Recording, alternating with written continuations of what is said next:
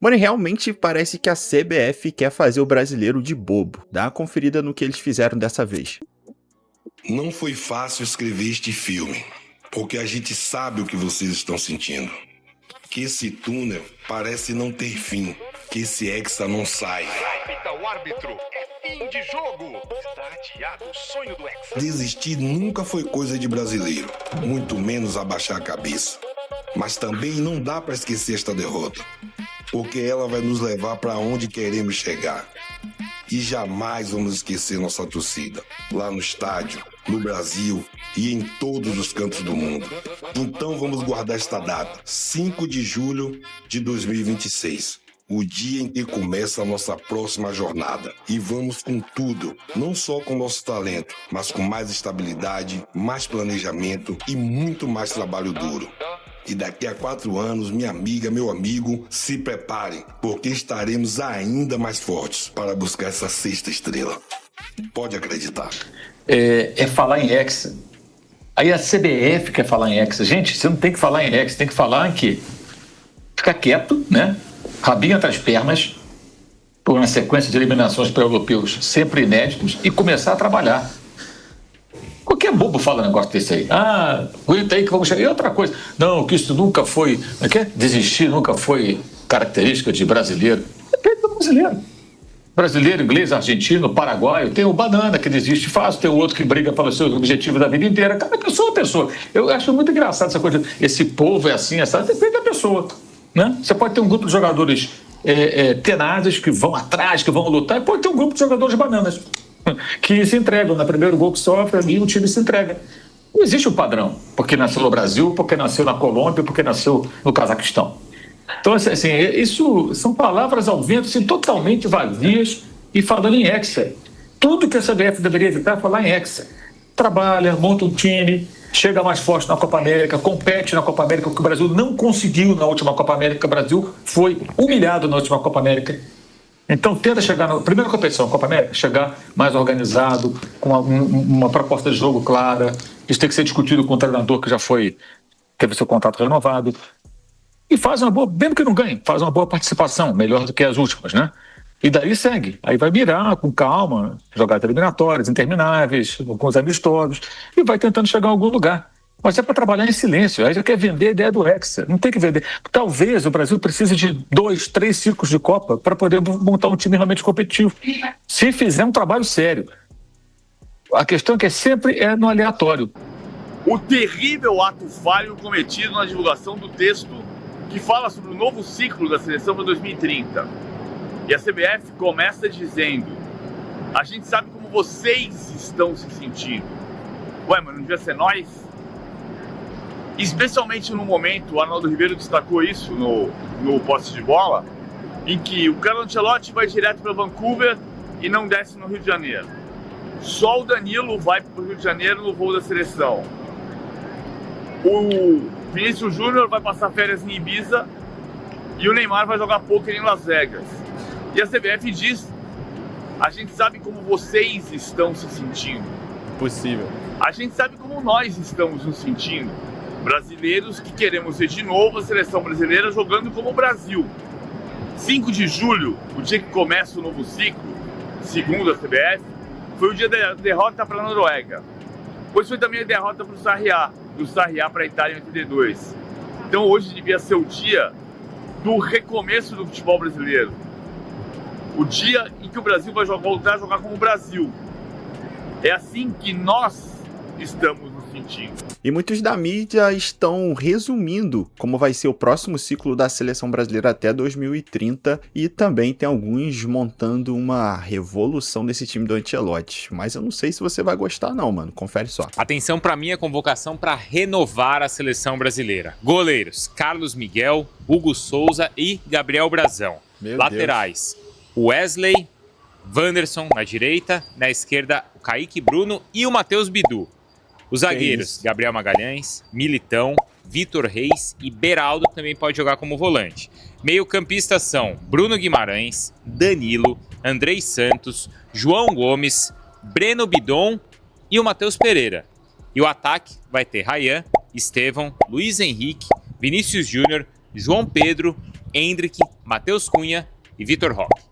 Um ciclo visando este Mundial sob o comando de Carlo Ancelotti, o técnico italiano que teve a renovação anunciada antes mesmo da convocação para 2026, e não há qualquer tipo de debate ou risco nos bastidores da CBF sobre essa situação. A percepção internamente é de que Ancelotti teve um ano para apagar incêndio, resolver problemas após um ciclo tão conturbado com 4 treinadores, mudança de gestão na presidência da CBF, e agora sim ele vai ser cobrado pelo que ele for fazer até 2030. Ancelotti, que segue de férias daqui dos Estados Unidos para o Canadá, onde ele vive com a família, e só chega no Rio de Janeiro em final de agosto, início de setembro, aí sim para preparar o início desse novo ciclo, um ciclo que vai ter que ter uma renovação quase que forçada. Muitos jogadores tiveram o encerramento de suas passagens pela seleção após a eliminação para a Noruega, e no próximo dia 6 tem que ser enviada uma pré-lista para a FIFA visando os amistosos de setembro e outubro, lembrando que a data FIFA agora é maior, juntou a data FIFA de setembro com a de outubro, acontece entre o dia 21 de setembro e o dia 6 de outubro.